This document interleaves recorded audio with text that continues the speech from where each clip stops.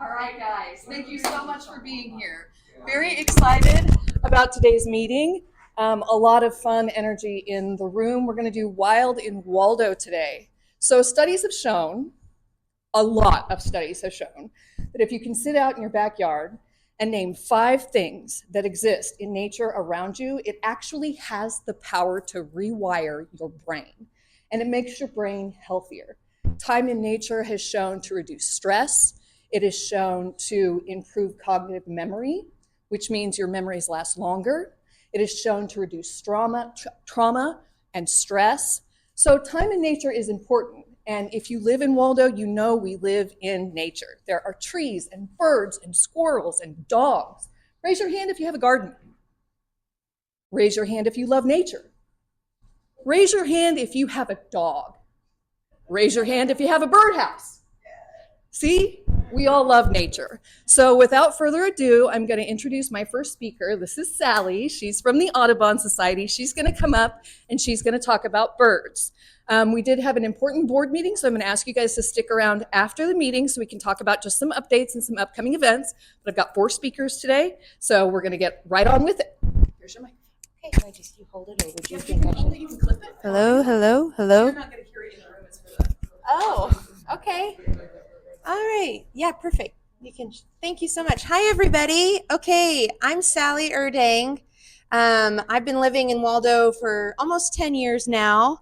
My husband and I just bought our first house, though, down by Heartland Elementary in October, but we've been renters for a very long time here. And so I serve on the board of Burroughs Audubon Society, which is our local chapter for the Audubon Society, which is a international organization that supports birds, also works specifically in conservation, does a lot of conservation work. And our local chapter, the Burroughs Audubon Society, does conservation as well. Interestingly enough, this is a little bit niche, but we actually do some conservation efforts with the type of warbler called the prothonotary warbler, which is a migratory bird that hangs out in Wyandotte County, actually at Wyandotte County Lake, and other areas in Kansas City. It's almost a completely yellow bird and very petite. But anyway, and so our Audubon Society is very active, and most are, for sure. I think there are 9 of us on the board currently, 9 or 10 of us. And I lead field trips both in the spring and the summer. In fact, actually, this spring I led 11 field trips around the city and outside the city within an hour. We'll talk a little bit more about where to bird today and birding hotspots, but I'm a longtime birder, and I've been on the board for 2 years now. So there are a lot of ways to get into birding, and I certainly will be telling you how easy and accessible it is, and not expensive, and doesn't require walking, and doesn't require crazy equipment. And so, or good eyesight, which I have terrible eyesight. So that works for me. So before we get even past this page, I only have 4 slides because I'm just going to be talking most of the time instead of reading from these slides. This is a common nighthawk. Does anybody recognize this bird? I love 3 people. Okay, this is why I put the common nighthawk. You guys, this is technically a bird. It's technically kind of a bird of prey. It's in the nightjar family, which is also a strange word. They have mouths that are very, very bizarre. They open up in a very, instead of like a bird like, like maybe a house finch or cardinal, right? That has sort of a seed-shaped beak, a beak that clumps down, chimps down, crushes seeds. The nightjar has this really wide, sort of almost like dinosaur, fleshy mouth. And when it opens, all you see is flesh. You don't just see like darkness. You see like a lot of flesh in there. It's very bizarre. Anyway, this is a nightjar. It's called a common nighthawk. And this is a migratory species that is currently here in Kansas City. And you probably hear them every night. And you probably see them. And they fly pretty high. And they make a sound going, meh, meh, meh. and they have white bars on their wings. I don't have a better aerial picture, but maybe after, if I have some time, I'll show you. But anyway, this bird, interesting, you can see how it sits sort of horizontal on the log, whereas a typical bird of prey like a red-tailed hawk or a red-shouldered hawk sits very erect on a branch or something, very upright and very stout, right? Very, very proud. A nightjar, and most nightjars, I always say like tummy down. I love nightjars. But anyway, this is our only nightjar here in this area, and it's migratory. So it's only here for a time, and that's what I love about birding, is that there are our year-round birds like cardinals, and we'll talk about blue jays and house finches and sparrows and starlings. But there are a lot of species in Kansas City that come here either in the winter, like your dark-eyed juncos, or in the summer, like your nighthawks or your, anyway, lots of birds. But anyway, and so it's fun because birding is always changing. And one of the things that even the speaker, as we were introduced, I was introduced today, they said, which I think is very important to remember, is that nature is live. Yes, it's in the past, and yes, it's in the future, but it is something that is perceived in the present moment. And so we always talk about this word mindfulness, which I think is just a little too talked about, just like a too wordy of a word. It's too heavy. It's too wide scope. But birding is an activity that actually requires mindfulness. And you don't have to sit in meditation or take some sort of crazy class to observe birds. So anyway, this is a common nighthawk. I thought most of you probably have not seen this bird, so I wanted to put it as the title screen. Okay. All right, so like I said, I've been in Waldo for almost 10 years now, and now I bought a home right by Heartland Elementary down at on Oak.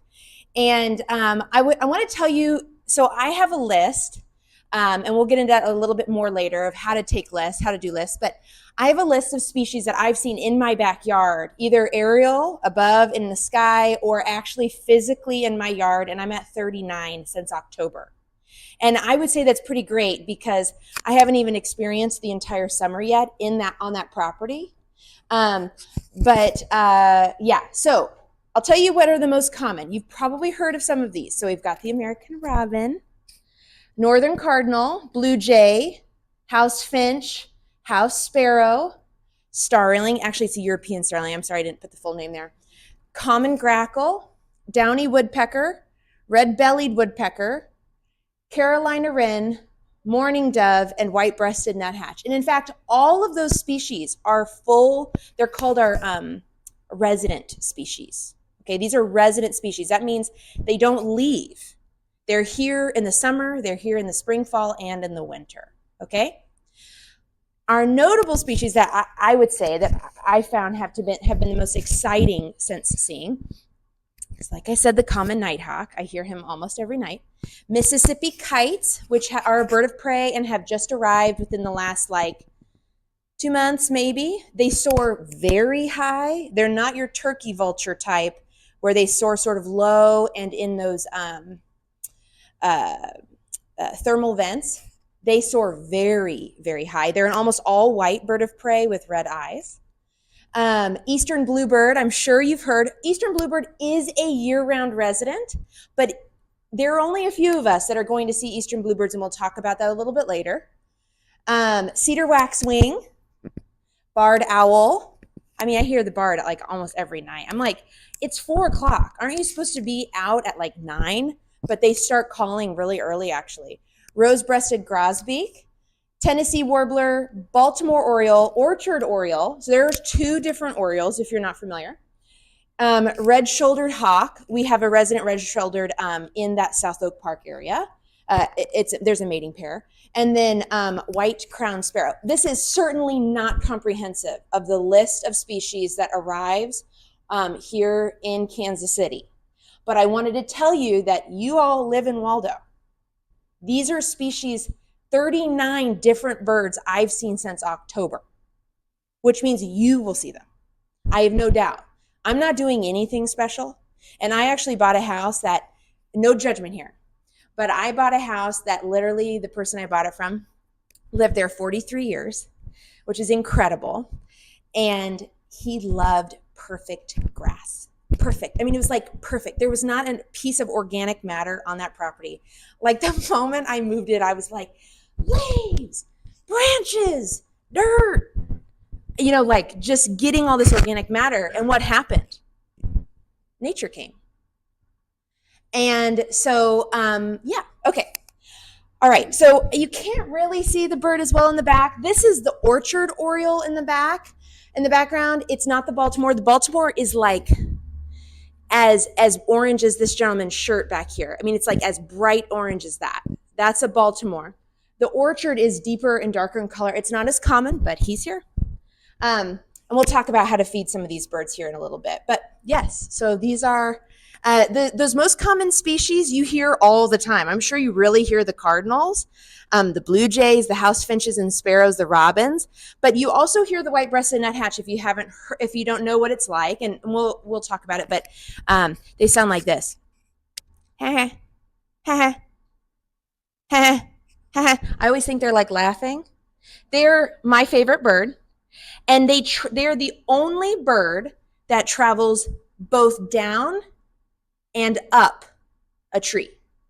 Okay, so think about if you've seen a woodpecker before. When you watch a woodpecker traveling on a tree, you only notice that woodpecker traveling up a tree. Very rarely does it backpedal and go down. And it does, but it doesn't turn its body down and travel down the tree. It reverses. The white-breasted nuthatch is one of the only birds, the nuthatch family, that actually turns its body and most commonly is actually seen traveling down a tree, and its head cocks up, and it's an unbelievable bird. It's my favorite, but very common. I mean, I heard him this morning, he or she. Okay, I love birds. You guys, when Lenny said for me to ask to talk about birds, I was like, oh Lord, here we go. Okay, hot spots. Hot spots in Waldo. Okay, I have 3. I mean, I'm sure your backyard is number 4, okay? South Oak Park, all right? I bird there all the time. There are phoebes there right now. Love phoebes, which are a flycatcher. South Oak Park always has an owl or two. You typically could see some swirling of turkey vultures. I saw like 8 turkey vultures in South Oak Park roosting in a tree together, like three months ago, right when they first arrived. And that was so shocking to me because I was like, what the heck? Like the turkey vultures, like they're roosting in a tree at South Oak Park. Like sometimes I think, oh, well, it can't be in Waldo. Like they can head to Blue River and no, they're right here. They're right here.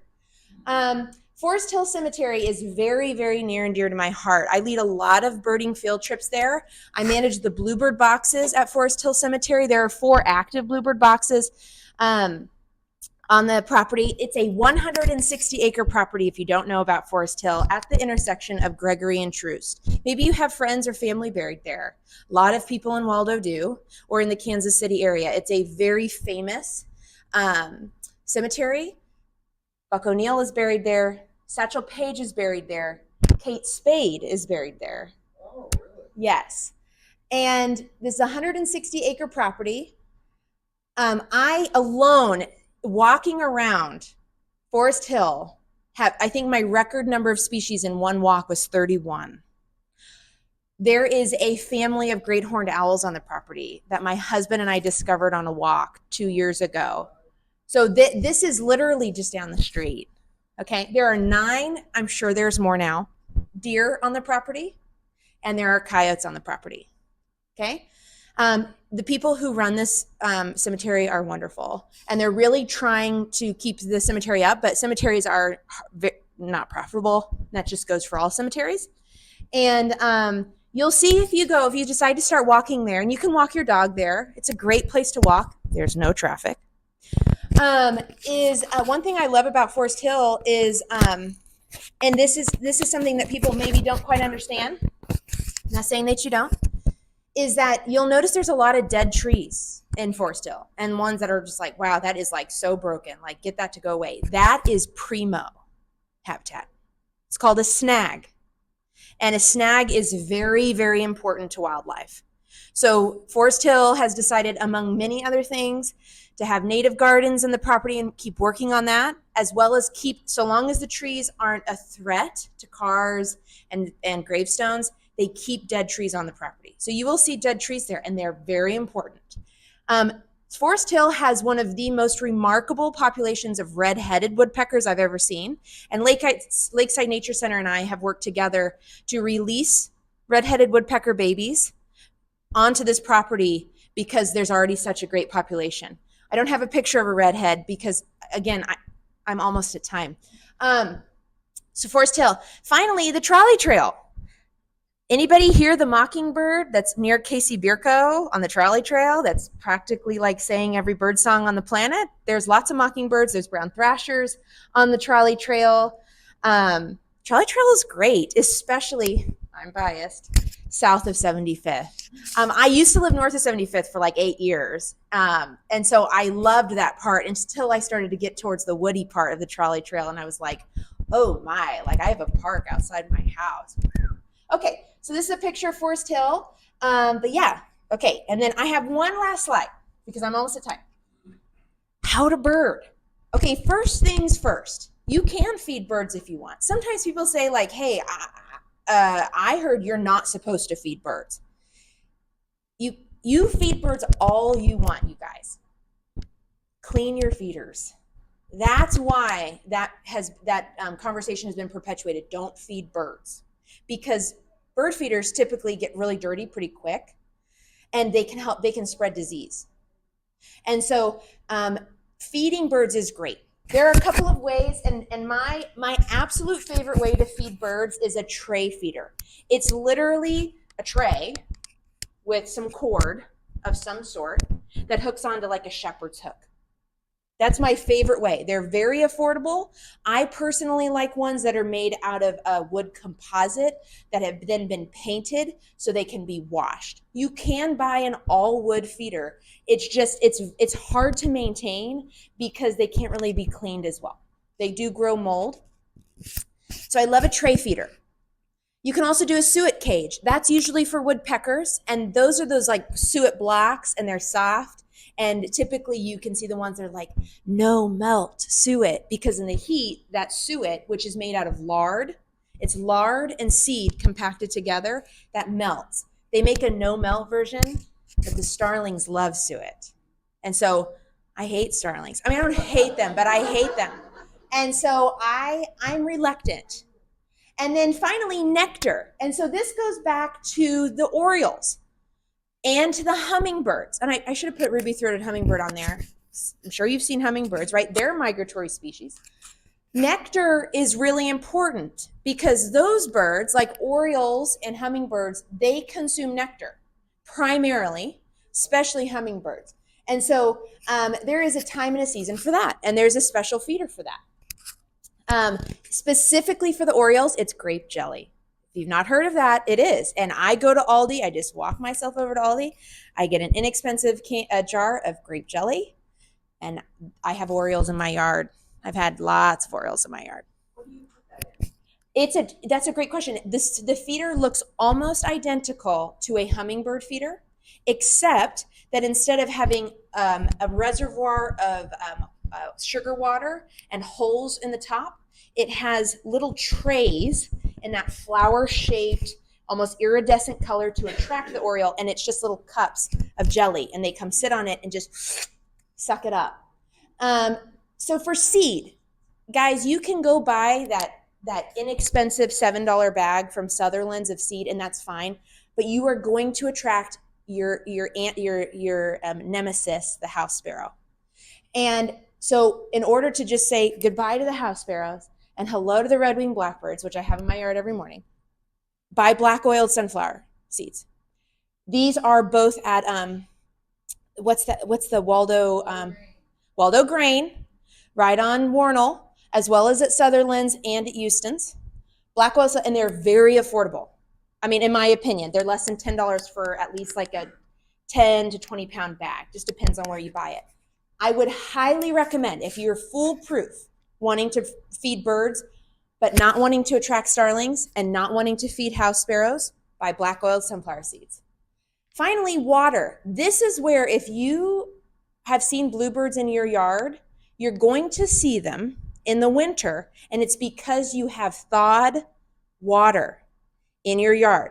I bought a warmer online for $25. I don't have a fancy bird bath because I'm too cheap to buy the concrete ones. I literally have a plant tray that's deep. I put that warmer in a plant tray. I think it was like 13 or 15 bluebirds in the winter. In the white nothingness of the winter, to see bluebirds in my property, and I'm not doing anything fancy. I just had thawed water. Very, very important to track birds. All the birds drink from it. But I have water out even right now, and I try to change it daily, but sometimes it happens and sometimes it doesn't. Finally, your other pieces of equipment. Binoculars. You guys, these are expensive, and they're not necessary.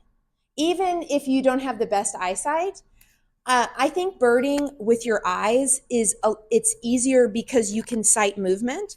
Whereas as soon as you put magnifying glasses on, okay, these scopes, now you're like searching, but in a small fixed area. So I really like to bird without binoculars, but I certainly have many pairs. There are 2 apps, I'm almost done. There are 2 apps that I would recommend. Merlin, you may have heard of it.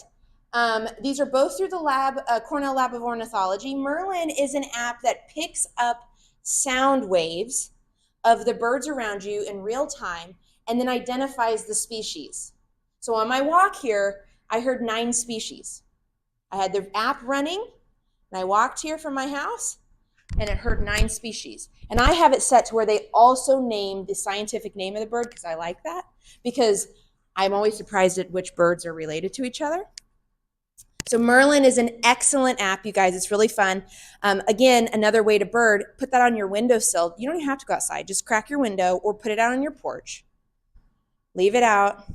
Then the birds are coming around, and you go back out there, and you're like, 13 species, what? In my yard, yes.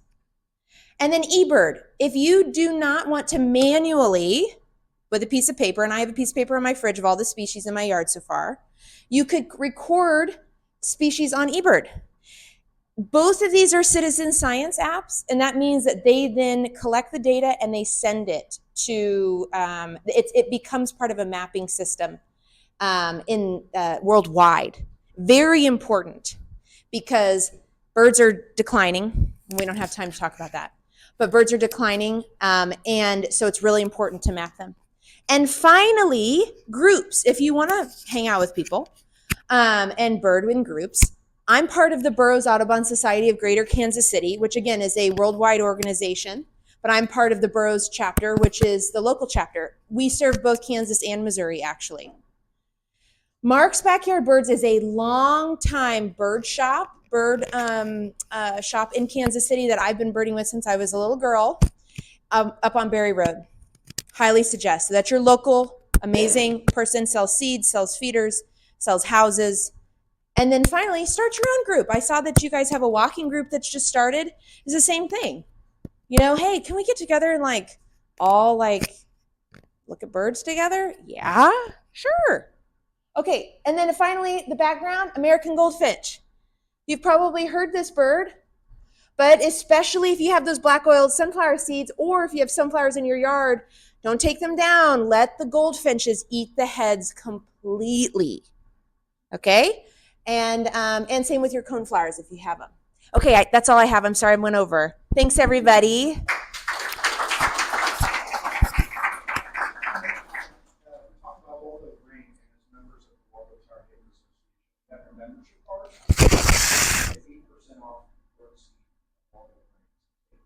Oh, cool. Yes, Waldo Green's great. Thank you, Sally. Oh, you're welcome. Birding is 4D. It's good for you. Healthy society equals a healthy neighborhood, a healthy community. When you're outside doing these things, you're living in 4D among God's grace. So our next speaker is going to be Chris. He's with the Heartland Tree Alliance. Yes, Daniel. I'm sorry, Chris is in the back here. Here you are, Daniel. He's with Heartland Tree Alliance, and he's going to talk about the trees here in Waldo.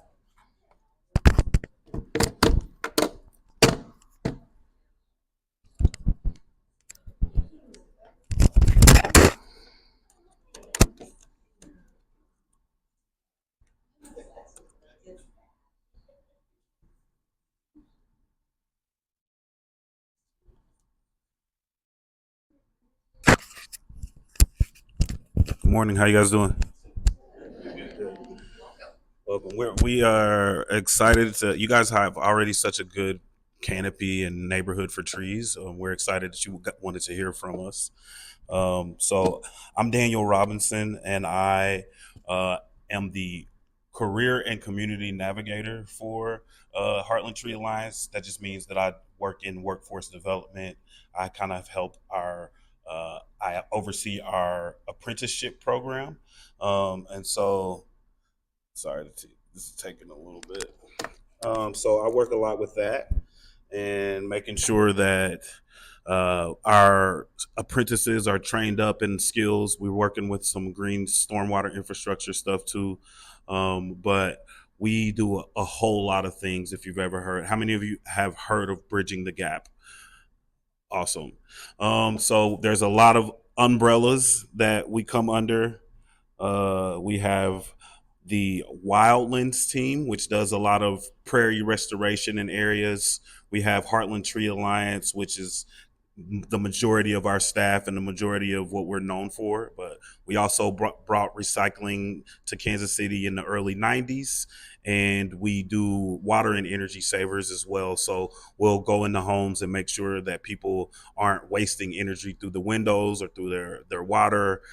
So really just kind of working to make sure that people are moving sustainably and efficiently. 1 second. Daniel, that clips to your shirt too. Sweet.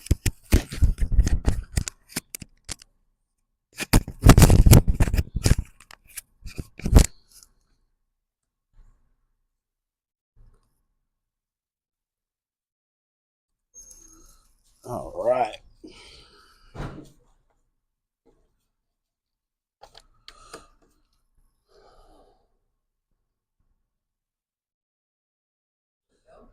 So you guys, again, have a great canopy cover already in your neighborhood. We believe that stronger communities through healthy trees. We know we're not saving the world, but to beautify, to help, physically kind of improve your brain and reroute some of those patterns. We want to do is just every little bit that we can.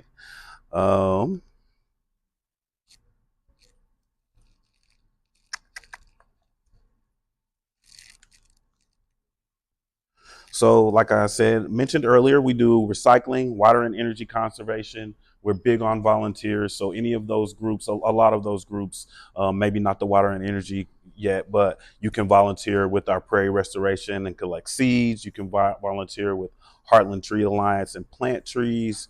You can volunteer at our recycle centers if that's something that you're interested in as well. Where we started from was I don't know, some of you might remember there was a devastating storm in the 90s, 92 or something. Trees, and as you can see, were all over the place and causing a lot of destruction, and took a minute to recover from that. So we had stakeholders get together, and they decided that it was important and kind of invested in the Heartland Tree Alliance to help clean up those neighborhoods and make sure we don't have so much as a problem coming forward. So we've been doing this now since 2004, which is not doesn't seem like quite a long time, but it's a long time for a nonprofit that has been doing the work that we've been doing. We've grown quite a bit in that time. We used to be a very small staff, less than 16 people, and now we have just about 16 people in our Heartland Tree Alliance. But we do everything from tree planting to young tree maintenance, education and job training, and then just advocacy for the trees. If you were they released PBS released a documentary called The Politics of Trees recently, earlier this year. You can see that some of our coworkers are in that advocating.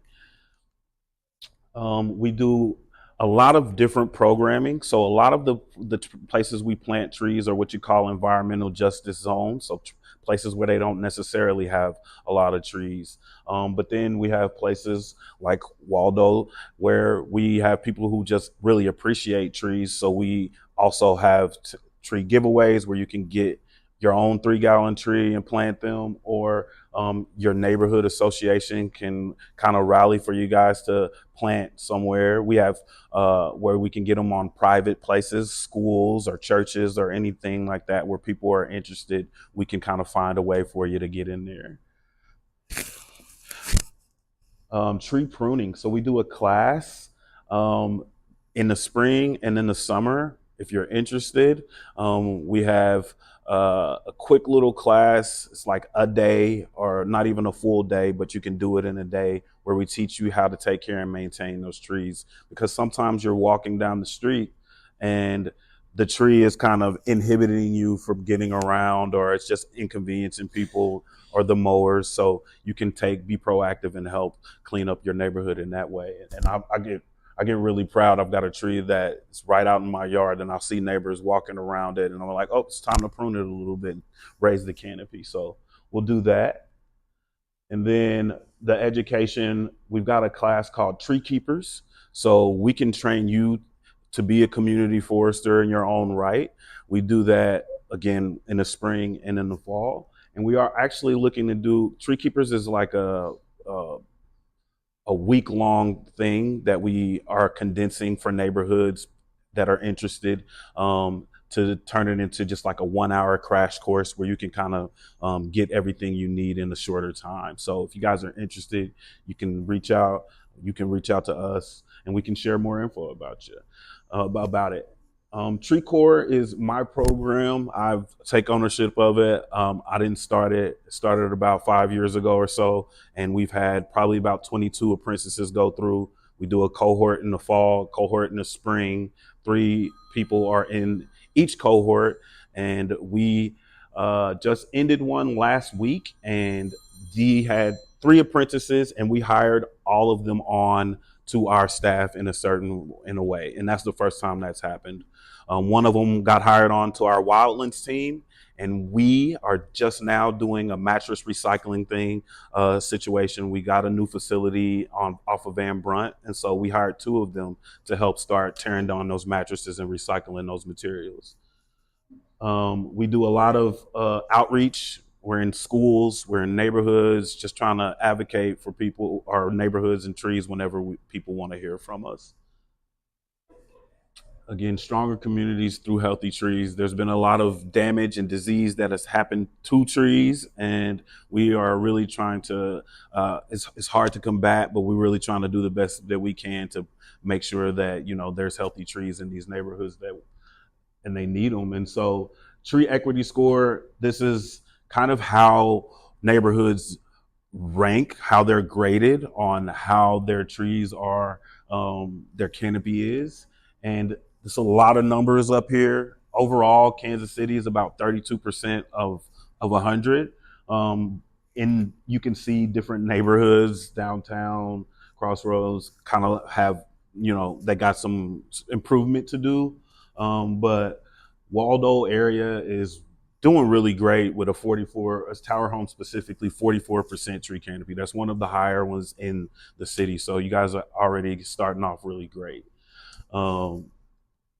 So this is what we've done since 2016. All of the little dots are trees that we've planted, that we've helped neighborhoods plant, and it really just keeps growing. I think up to overall in the entire Kansas City area, because we also have to go back and water a lot of those trees, we're upwards of 2,000 trees. And that's keeping some people, that's some job security right there, keeping people employed.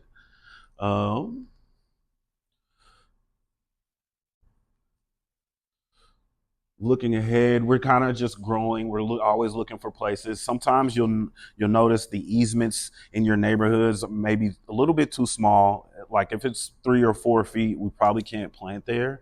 It needs to, because the tree is going to grow a little bit. It needs to be a little bit larger than that. But we're always looking to see if people have space for private plantings as well. Our priority neighborhoods are going to be, again, those environmental justice areas, IRA zones. Midtown area, east of Truce area, the Dunbar neighborhoods, and places like that. So we do a lot of cleanup in those areas and a lot of tree planting, trying to get the communities involved. This is one of our biggest, been one of our biggest projects, because they had an emerald ash borer, which is a pest that kind of went through and wiped out a lot of trees in that neighborhood. And so we're doing our best to kind of reinvigorate it and get people excited about trees over there. So we attend neighborhood meetings. We do the same thing as, I can take questions at the end if that's, and then residents don't have to take the trees. They can opt out, because some people have had traumatic experiences with the trees. And so we try to just keep them, we just, give them the opportunity to do so. So there are different programs. So if you get a tree in your yard, a private tree planting, you kind of sign up to water that tree. It comes with a little bag that slowly releases it, but you water it for 2 years and get it established. One of our biggest, we love planting days. They're such a fun event. If you ever participated, we'll bring out our staff members. Sometimes different jobs will let their people come out for a day and do a service thing. And then we have volunteers and neighborhoods that come out, and it's such a fun event every time. So Earth Day is a big one, but there's so many Earth Day events to do. But anytime you can come out, spend some time planting a tree with us, it's a lot of fun.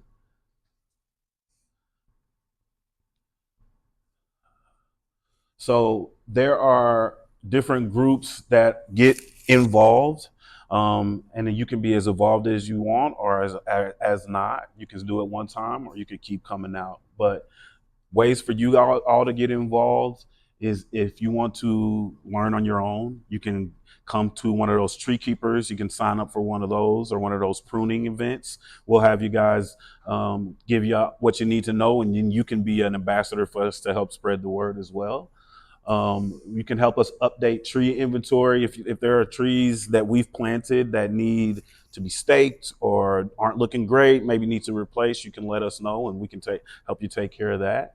We're always available and always down to do. Somebody from our cohort will come out and do educational outreach and opportunities in schools, neighborhood meetings, anywhere we can advocate and champion for trees. But we've got tree keepers coming up again in the fall. I think that'll probably be October or so, if that's something you guys are interested in. The pruning will show up again around that time too. Or you can just pledge to have a tree in your row if that's something you're interested in. And then we're gonna do 3-gallon tree giveaways coming up in, I think, September or October as well. So it's gonna be a fun theme this year. We're gonna do edible native trees. So try to do some things like that. It'll be really cool for you guys. I think the closest pickup site will be like the recycling center on Red Bridge around here though. And I think that's really it for me. If you want, you can reach out to me specifically at daniel.robinson@bridgingthegap.org. Your neighborhood president has my contact information. If there's any questions or anything you guys want to know, I'll stick around a little bit after to answer those as well. Thank you, Mr. Robinson. No problem.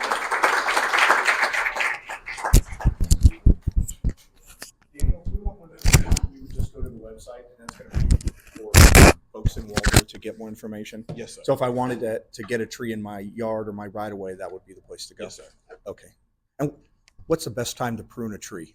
Oh, either early spring or early fall. Yeah.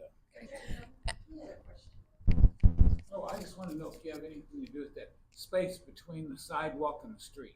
Yes, sir. It depends. So we call it an easement, and so then it depends on how big it is, because we either have to plant trees that aren't going to grow too big and tear up the sidewalk, or we got to plant in a bigger easement. I got a neighbor who wants one. He said, "Sure, put one in. That sounds great." We just have to talk, figure out how to do it. Yeah. So what I'm seeing here from these last two speakers that we had, thank you so much for being here, is that there's huge interest in this, and I want you guys to feel comfortable to approach me if we want to have Heartland Tree Alliance back, or the Audubon Society, or Lakeside Nature Center, or our urban wildlife expert. Where did he go? Maybe he had to duck out. Okay. So if you guys are interested in this and we want to do more on this, I'm perfectly happy to use this sort of setting so that we can educate ourselves a little bit more as neighbors. Next, we are going to have Angie. We all know Angie. Angie has been volunteering with Lakeside Nature Center. She is going to help us figure out what we need to do if we find a little critter. Yeah. I use raccoons in the storm drain because y'all know what that means. I always see the raccoons in the storm drains.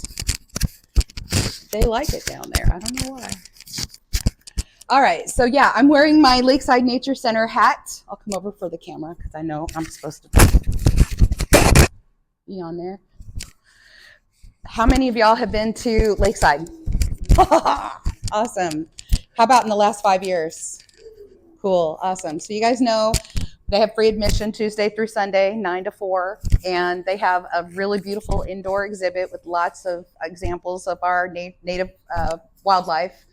This little thing here in the middle is the squirrel enclosure. And the squirrels aren't always the same squirrels. We only have them in there long enough for them to acclimate to foraging, and then they're released. So this is like our intermediary squirrel release kind of place. So it's there, and those squirrels get rotated out quite frequently.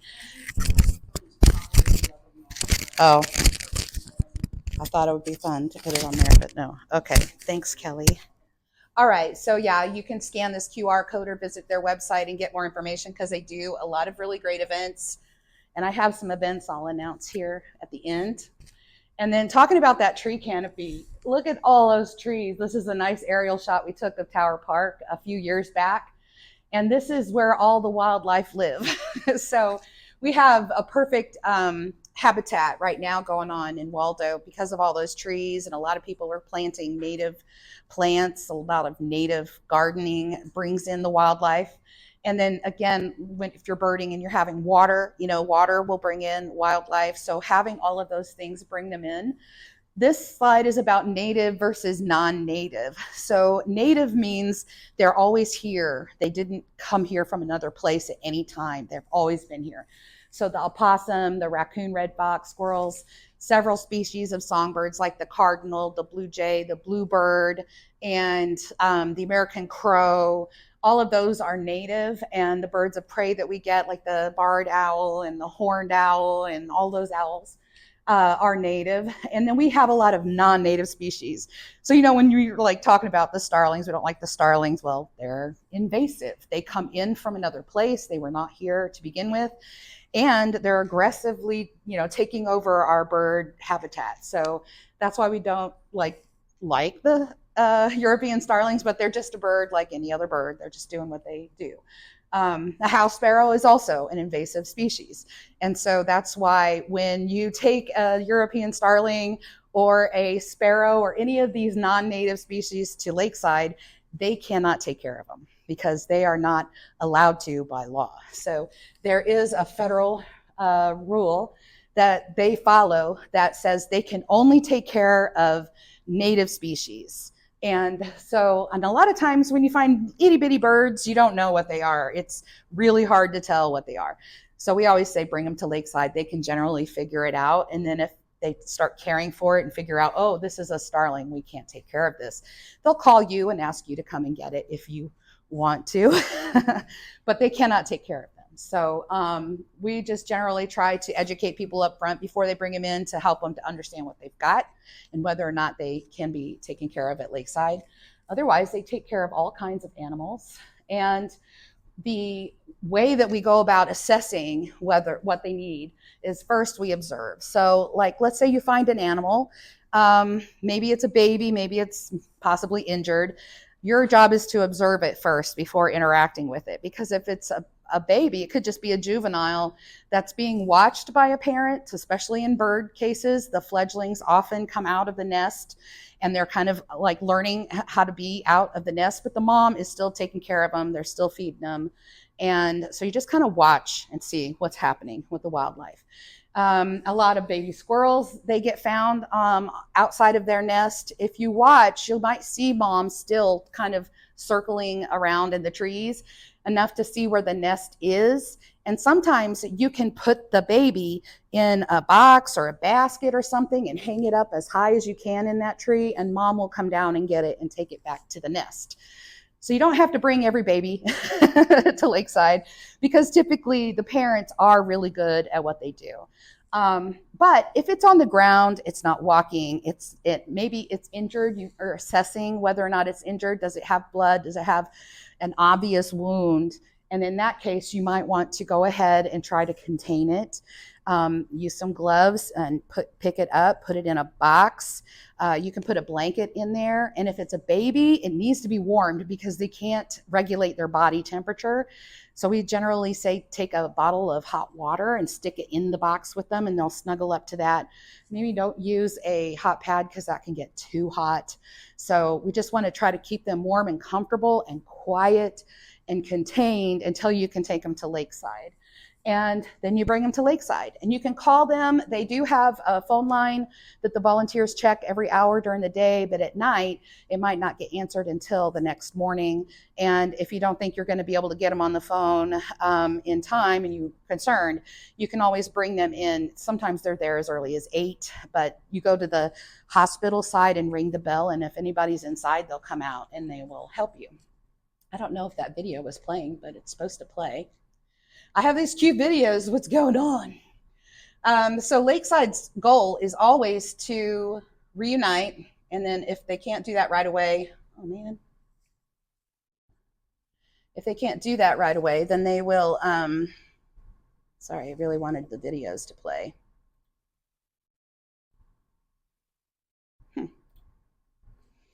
Oh, maybe I should try to refresh it just for a sec. Oh, I see what the problem is.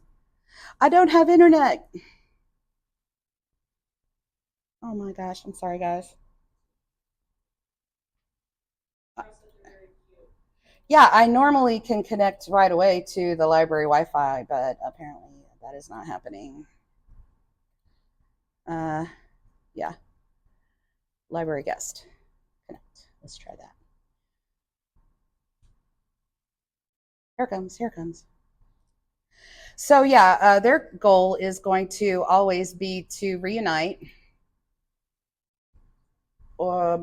And they do that with different species. They use different methods. I feel like I'm blind now. I have no slides. It's so weird. It's trying. It happens to everybody. Yeah, I know. You're just one of us. All right. So the cute little animals that we what? Oh, thank you guys. Continue to the internet. Thank you, library. Yay. All right, where were we at? We were on this slide.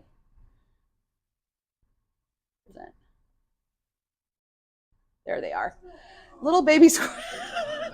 See? It was worth it. It was a dopamine hit. I needed you guys to have it.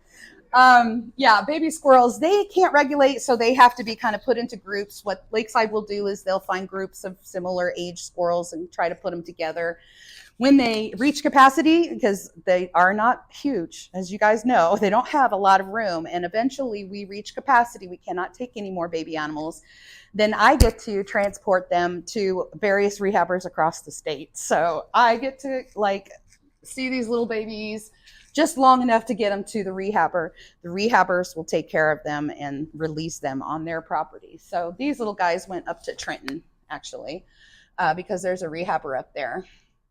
And you have these like, so some people, they find a raccoon in their attic. They call the critter control. The critter control comes and captures the raccoon, takes it away. It's probably euthanized. And then they're like, oh, wait, that raccoon had babies. And now we don't know what to do with the babies. So that's why we get a lot of babies of raccoons, because things happen like that.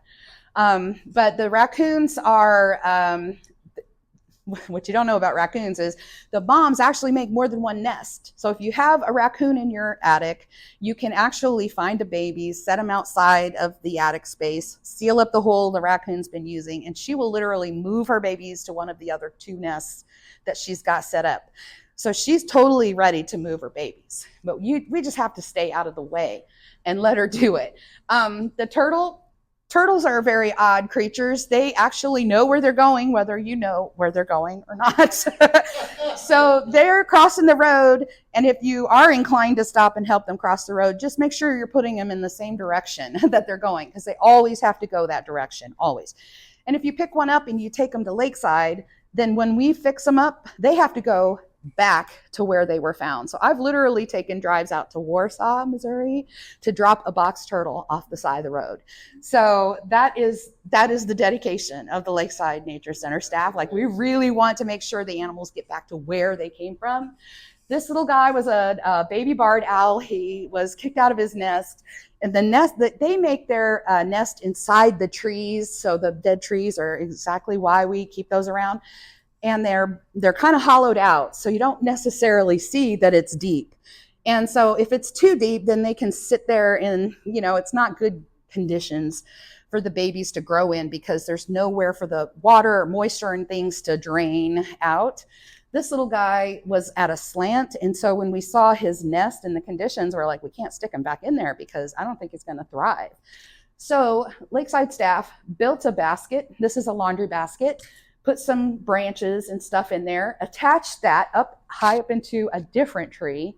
And within minutes, this baby had attracted the attention of its mom, and the mom came and fed it. So the thing about barred owls is that they will take care of any babies in its vicinity if it's not being cared for. They just take care of babies.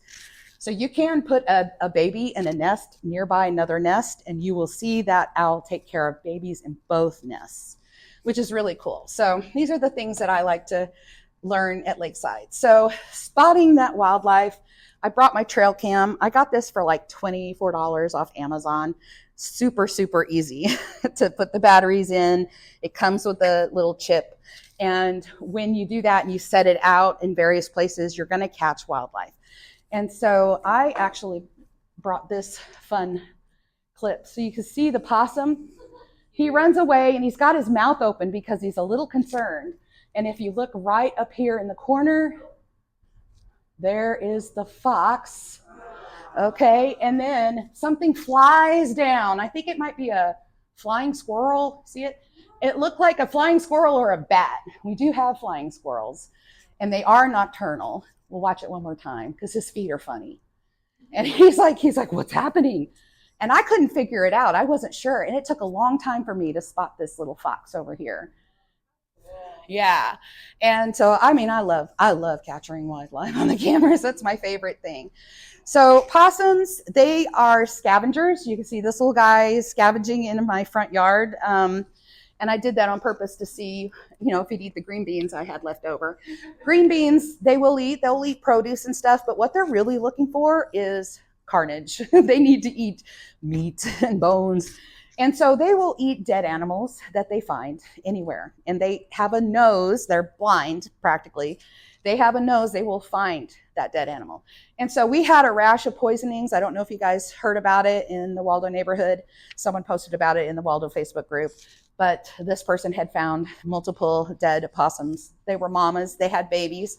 These are the babies. And so the babies, they have to then be taken care of and sent off to other rehabbers around the state. And so it's just kind of a PSA from me. Like, we have a lot of different options for dealing with pests in our house, and rodenticide is probably not the way to go if you really appreciate Waldo wildlife, because it's not just possums that eat these dead animals. It's other carrion birds that that will eat them. The turkey vultures, I'm sure you've seen scavenging the squirrels that get hit in the road around here. So we just want to make sure that they don't get poisoned. And even a little bit of poison in the mouse that makes it outside is going to kill another animal. And that's just going to go out into our food system. So these are all the ways you can help our wildlife. Obviously, you can take any wildlife to Lakeside Nature Center.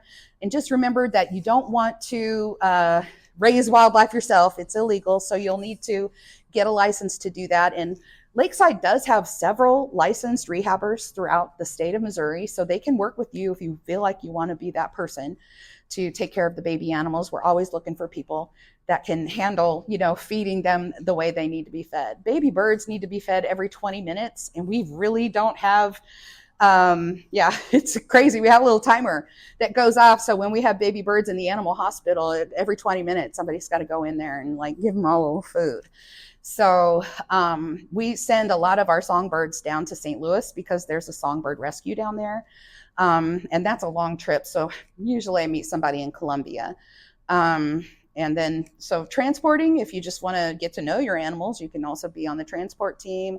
There's a garden work team that works on the native gardening, and it's a great way to learn native gardens. And they do that once a month. And then there's the trail cleanup people that go out on the trails in the back, and they clean up all the honeysuckle and the poison ivy and stuff that we don't want to get into when we're walking back there. Every third Saturday, Lakeside has an event, and it's great for kids. This is some of the ways you can get involved with Lakeside. Oh, and they will take your old produce and expired meat because they have a coyote and they have other carrion animals that eat that. So like expired chicken or, something that's in your freezer that you don't want to throw out, you can take to Lakeside. Blankets, washcloths, towels, rugs, sheets, and the raccoons love the little stuffies. Cardboard, egg cartons, newspaper, wood chips, and birdseed. We'll take all the birdseed because if you want a bird, you can go to Lakeside in the back. They've got tons of bird feeders back there, and they have a bird blind, so you can sit behind the bird blind and watch, and they'll come right to the feeder, and it's really easy to see all those. They have a lot of red-winged blackbirds back there right now. So this is for Saturday's event. This is all about bugs. So every third Saturday we'll have a theme, and the kids come, and there's tons of activities and crafts, and then they do live presentations with animals in the classroom, and it's a really fun day. It's totally free. And then this is Run for Raptors. If you're into running on trails, trail running, or you are just interested in volunteering for something like that, they're looking for volunteers. The QR code is right there, and it's real early in the morning so they can get it done before the heat sets in, and they always have raptors out to let people meet them. So it's kind of Run for Raptors, but it helps the raptor team, and they build flight pens in the back to help the raptors who are learning how to fly. So we have a couple of big pens in the back that need work every now and then. So that's what that does, and that's my presentation, guys. Thank you. I'm glad we got this to work. Yeah, let me know if you have any questions.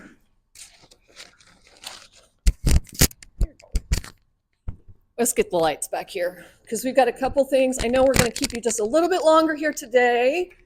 Normally these meetings I try to get done with an hour, but we have some neighborhood updates. We had a board meeting on Tuesday. We've got some committees coming up. We're going to be working on our board members' bylaws. So me and Lauren, we're going to be working on bylaws. If you're interested in that, let us know. We're also going to be planning our October event. So if you're interested in help planning a spooky night at Tower Park, please find a board member and get involved. We're all volunteers here. We're just doing this because we care about the community. Lenny's back here, Angie's here, Lauren's here, Michelle's back here, Mary's here, Frank is here. So we have a lot of board members here today. So if you have any questions for your board, just come find us. We're always happy to hear you guys out. Also, I really like the energy around this meeting. I feel like this was a really good topic. So if you guys have specific things that you want to bring up in meetings, please find one of us and let us know so we can get y'all taken care of. Does anybody have any questions? Okay. What's the strangest animal you've spotted in Waldo?